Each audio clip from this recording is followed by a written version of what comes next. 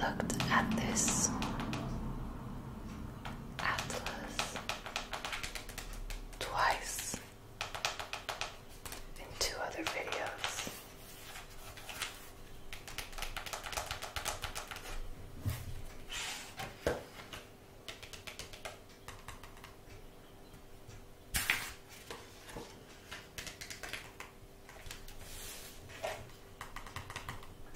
In the first video,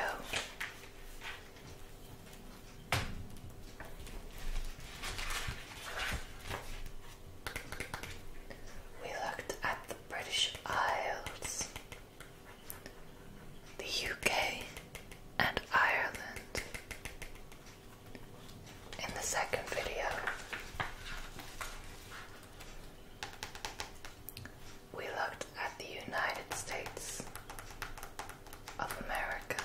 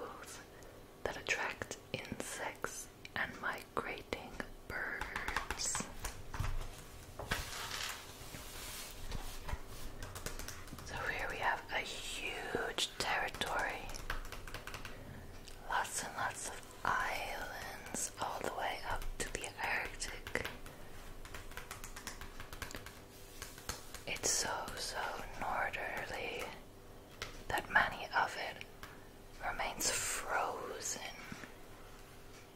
for large portions of the year. A tundra environment. Freezing.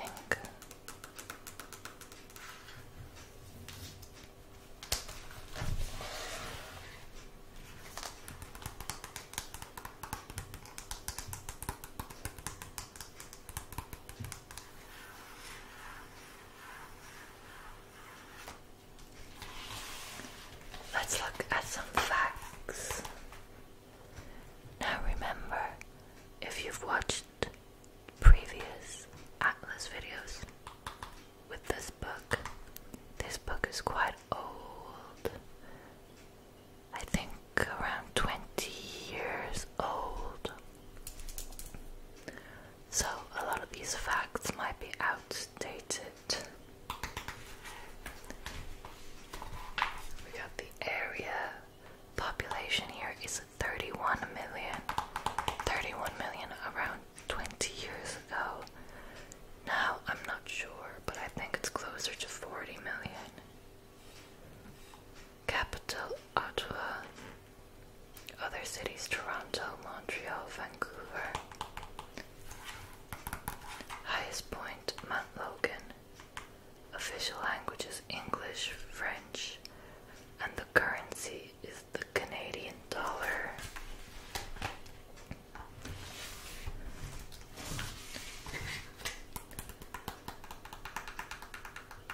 Here is the capital, Ottawa. Capital. Very, very close to the States. Then we got other important cities like Montreal, quite close, but in the French-speaking territory of Quebec.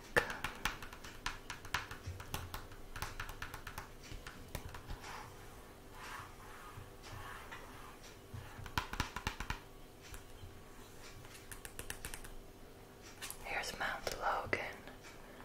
Mount Logan, the highest point, quite close to Alaska.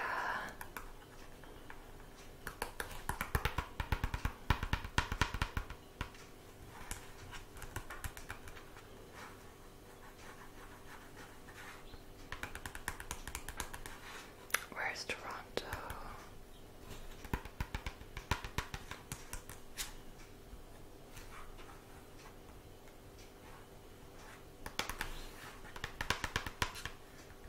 Winnipeg, Saskatchewan, Calgary. There's Vancouver. Another important city, Vancouver. In the mountainous regions over here. Vancouver. Where is Toronto? Toronto, Nova Scotia's over here. Newfoundland. Toronto, there we go, down here, Toronto. For some reason I thought Toronto was over westerly. Silly of me. Here's Toronto.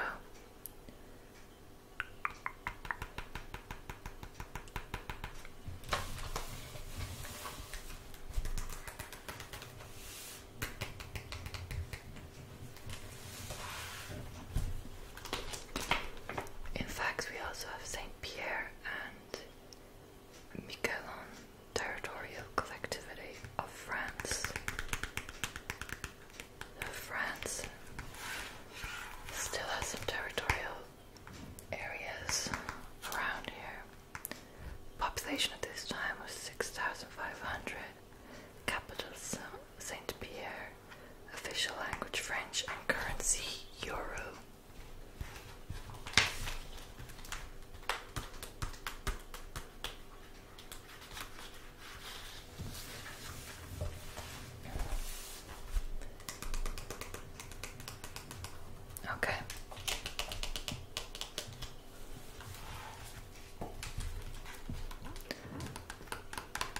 Most of the Canadian mainland is covered by a broad belt of forests and glacial lakes.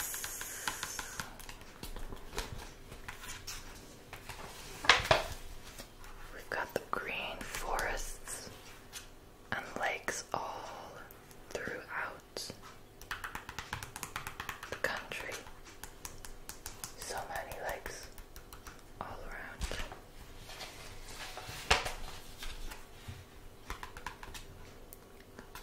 A vast slab of ancient rock, the Canadian Shield, borders Hudson Bay.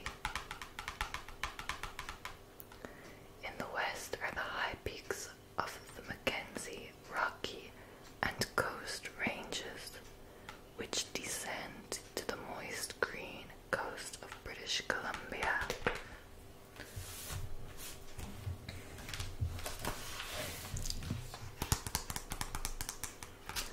We got the Coast Mountains, Rocky Mountains, and the Mackenzie Mountains.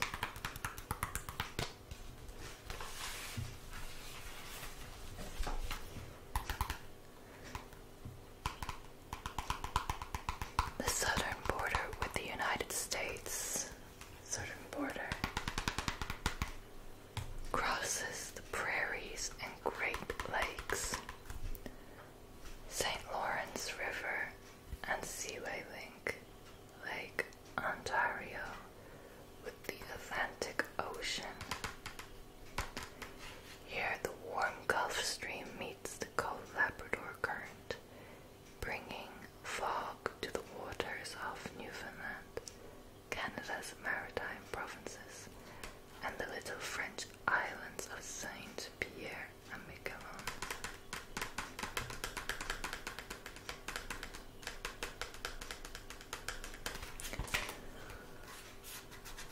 We've got a beautiful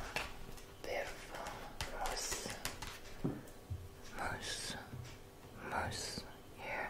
Of course, when we think of an animal to represent Canada, it's gotta be the moose. The moose can stand at 2.3 meters at the shoulder.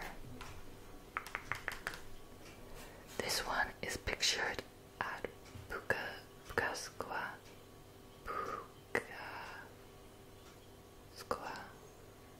National Park, Ontario, on the north shore of Lake Superior. Very dangerous, I hear. Very territorial. Should stay away. Tukakwa Falls. They mean wonderful in the language of the Cree people. These mighty falls tumble over a drop of 254 meters in the Yoho National Park, British Columbia. It's a beautiful natural scenery.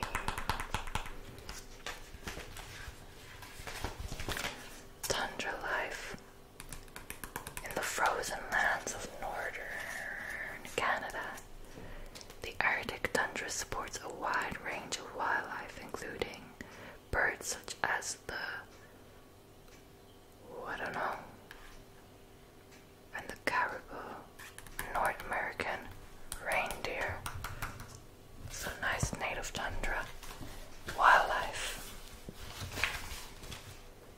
that have adapted to the cold. We got more beautiful scenery in the Rockies. Absolutely stunning. Moraine Lake may be visited in the Banff National Park in Alberta. Its vivid blue color is caused by a silt known as rock flower. Pure blue.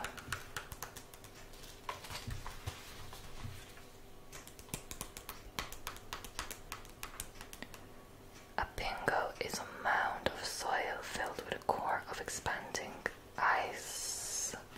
When the ice melts, the bingo collapses. Oh, very interesting. I've never heard that before. But it's stunning. Beavers, I love beavers, they're so cute. Beaver, beaver, beaver.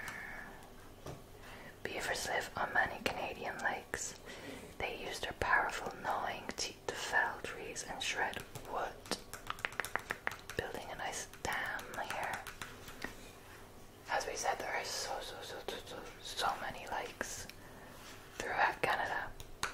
It is paradise for a beaver.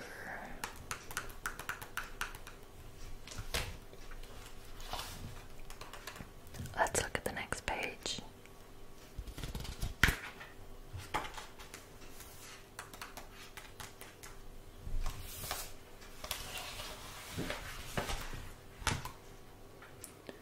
Fighting the blaze. So, forest fires. Of course, as we said, there are a lot of forests in Canada. And nowadays, unfortunately, we have a lot of forest fires in the world. So it's kind of ripe for these forest fires to occur. Lumberjack years. The loggers who felled the Canadian forests a century ago had few mechanical aids. They lived hard lives in remote camps.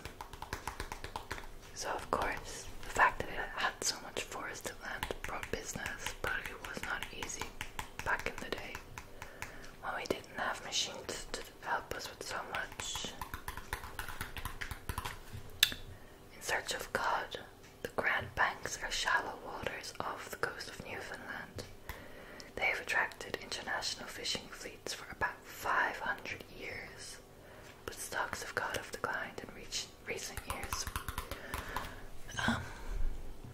Of course, people in Newfoundland have a really interesting accent, very much influenced by the migrant communities who have moved there over the past, 500 years or so. And one of the biggest influences is the Irish accent.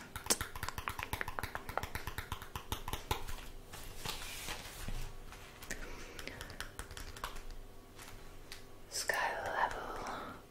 Toronto CN Tower, at over 503 meters high, is one of the world's tallest structures.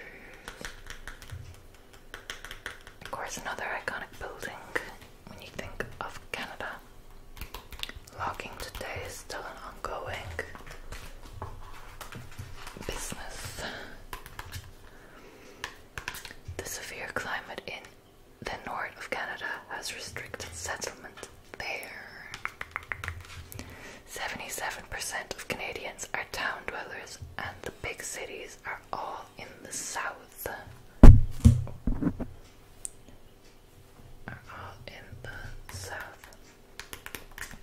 Where the climate is milder and transport easier. The capital, Ottawa, a city in southeastern Ontario. The commercial centres are the much larger cities of Toronto and Montreal. So not too many people living north, as we said, all tundra. Cold, not hospitable. So the big cities are down south, closer to the borders with the US. Canada is an independent nation whose head of state is the British monarch. The country is organized on federal lines with provinces and territories. Canada was a founder member in 1994 of the North American Free Trade Agreement, NAFTA, which strengthened the economic ties with the United States and Mexico to the south. NAFTA's gone, right? It's a new trade deal now. I forget what it's called.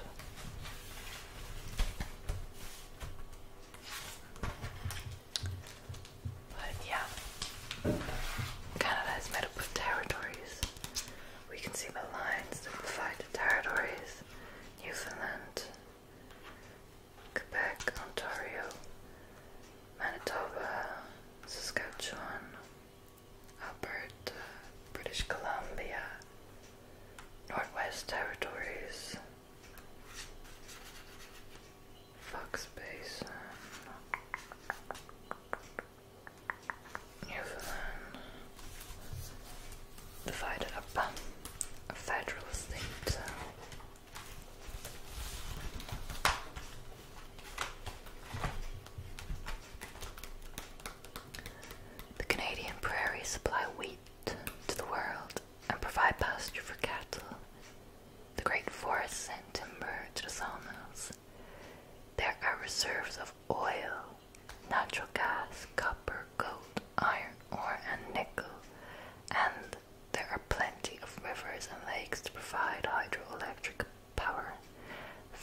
factories manufacture cars, paper, steel, and chemicals.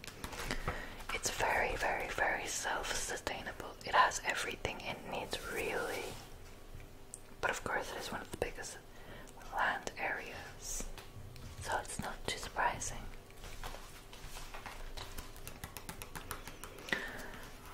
But we do have problems overfishing. We got dwindling stocks because of overfishing. Like the United States, Canada is a melting pot of people and cultures. For the last 30 years, Canadian politics have been dominated by the future of Quebec province, where a large number of French speakers wish to break away from the rest of Canada altogether. English-speaking Canadians share many of the interests of their American neighbours, but are always keen to emphasize their own independent way of life. So not much has changed here in the past 20 years. Quebec is still the same. It has its own French culture, language. Very standout area of Canada. We have the oil rigs. Over 90% of Canada's reserves of oil and natural gas are found in Alberta. The Toronto skyline here. At this time it had a population of 5 million. Canada's biggest city. Tech. It was important for the aerospace industry. Maybe still is. Oh yeah, sugar maple, of course. Canada is famous for its maple leaves and its maple syrup. Maple syrup is boiled up from the sweet sap collected from the maple tree. It was invented long ago by native peoples of St. Lawrence Valley.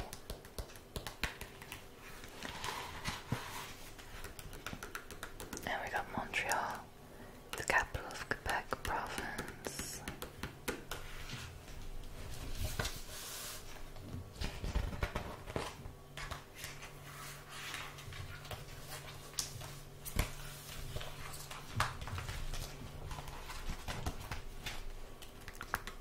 Let's look at some history.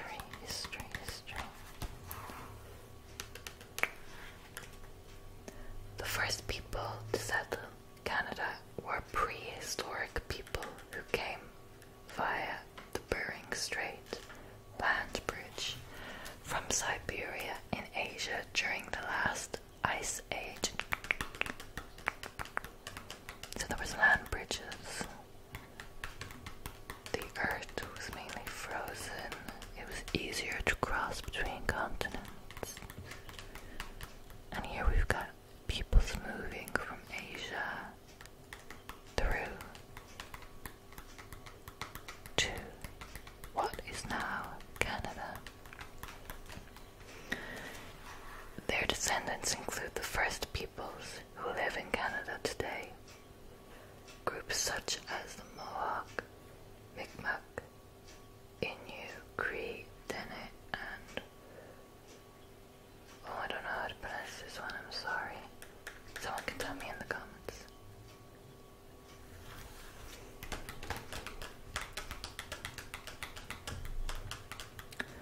They were followed by waves of hunters, the ancestors of today's Inuit, who set up scattered settlements across the Canadian Arctic and Greenland. Except in Greenland, the descendants of all these native peoples are today greatly outnumbered by later immigrants. They have faced a long struggle to gain rights to their own land. A huge but very sparsely populated area of Canada became Inuit territory of Nunavut in 1999. So of course Northern Canada is known to be the home of well-known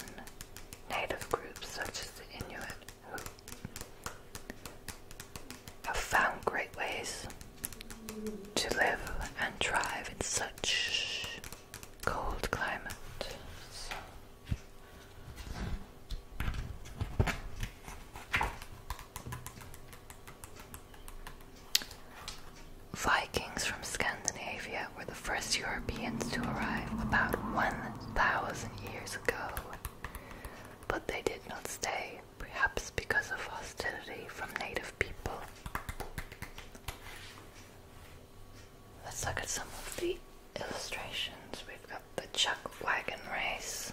These are a feature of North America's toughest rodeo, the Calgary Stampede, held each year in mid-July.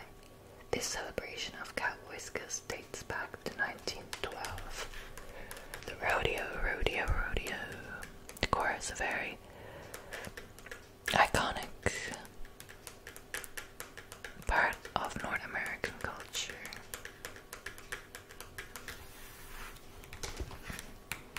Dog sled, Quebec. Teams of dogs pull sleds in the old Arctic and are still used today. Dog sled racing is a popular sport. Of course, another famous imagery from Canada is dog sledding, quite unique to northern parts of the world.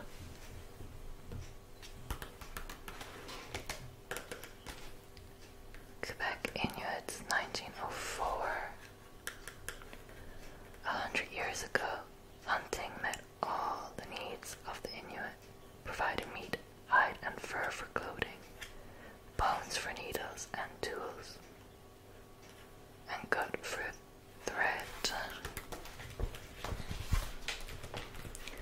Canadian Pacific. This railway was Canada's first continental crossing. It was completed in 1885 and ran between Montreal and Port Moody, Vancouver.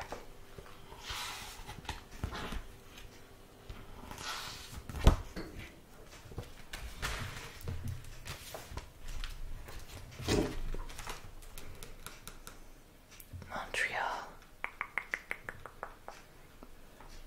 Where's Vancouver?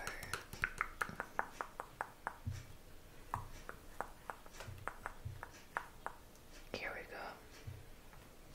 So it went all along a quite vast area of land up into the mountainous regions. It's quite impressive for that time to build rail that could cross that land. We got the Mounties, the Northwest Mounted Police, with their red coats and distinctive hats, were founded in 1873 to tame the Wild Wests. In 1920, they became a national force, the Royal Canadian Mounted Police. Of course, another iconic uniform when we think of Canada.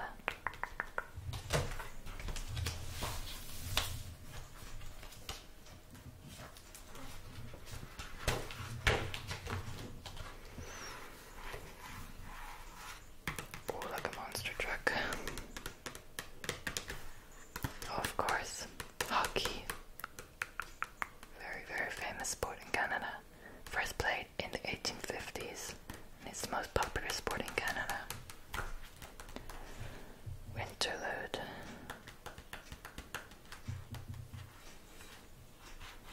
Totem poles.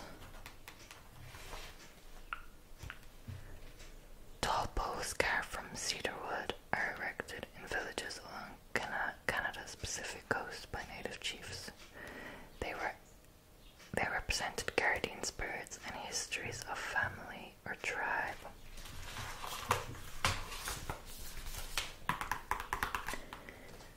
In the 1500s.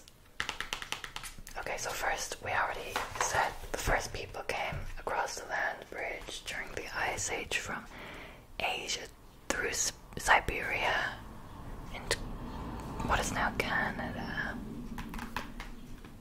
They were the first peoples that led to the different native groups. Then we got the Vikings 1,000 years ago, but they didn't leave much of an impact because it was a very tough place to live with the frozen weather. So now 1500s. English and French explorers arrived, the French colonized the lands around St. Lawrence River, while the British traded around the Hudson Bay.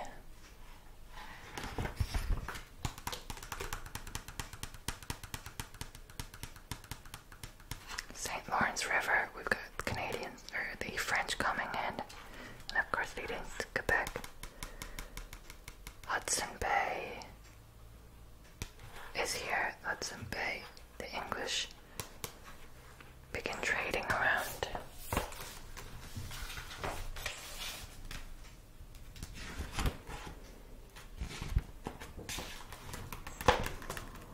Rivalry over trade brought the two nations into conflict with each other, and in the 1700s they fought for control of Canada. The British won. After the 1770s, families loyal to Britain poured into Canada from the newly independent United States. Despite British control, the French retained their language and Roman Catholic faith. In 1876, Quebec, Ontario, Nova Scotia, and New Brunswick were united as the Dominion of Canada, a part of the British Empire. Many more people settled in Canada as the nation expanded across the prairies towards British Columbia, towards the west. People of British, especially Scots and French descent, make up a large percentage of the population. This also now includes Ukrainians, Dutch, Russians, Poles, Germans, Italians, Chinese, Indians, Vietnamese, and Afro-Caribbeans. Then we're on to America, so that's all for Canada.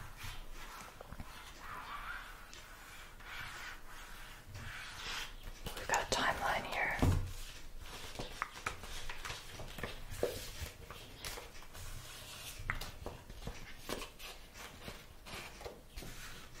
Of important events in Canadian history. 1497, John Cabot discovers Newfoundland. Then we got all the way down. Quebec is founded, Montreal is founded, Hudson Bay established. So we discussed most of these. Act of Union joins Upper and Lower Canada in 1840.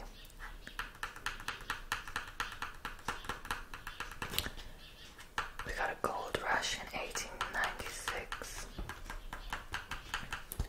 World War I, 1914. Canada is an ally. World War II.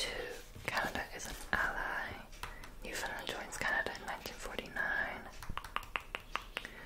1968, separatists demand free Quebec. NAFTA, 1994.